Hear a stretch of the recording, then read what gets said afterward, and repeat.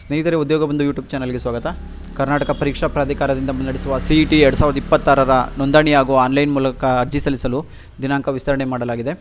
ದಿನಾಂಕ 23/4/2026 ಮತ್ತು 24/4/2026 ನಡೆಸಲಾಗುವ CET 2026ಕ್ಕೆ ಅರ್ಜಿಯ ಕೊನೆಯ ದಿನಾಂಕ 17/2/2026 ಆಗಿತ್ತು. ಅದನ್ನು ಮತ್ತೆ ಎಕ್ಸ್ಟೆಂಡ್ ಮಾಡಿ 22/2/2026 ರಾತ್ರಿ 11:59 ಎಕ್ಸ್ಟೆಂಡ್ ಮಾಡಿದೆ. ಹಾಗೆ ಫೀಸ್ ಕಟ್ಟೋದಕ್ಕೆ ಮತ್ತೆ 2 ದಿನ ಎಕ್ಸ್ಟೆಂಡ್ ಮಾಡಿದ್ದಾರೆ. 24/2/26 ಸಂಜೆ 5:30 ಆನ್ಲೈನ್ ಮುಖಾಂತರ ಅರ್ಜಿಯನ್ನು ಸಲ್ಲಿಸ್ಬೋದಾಗಿರ್ತದೆ.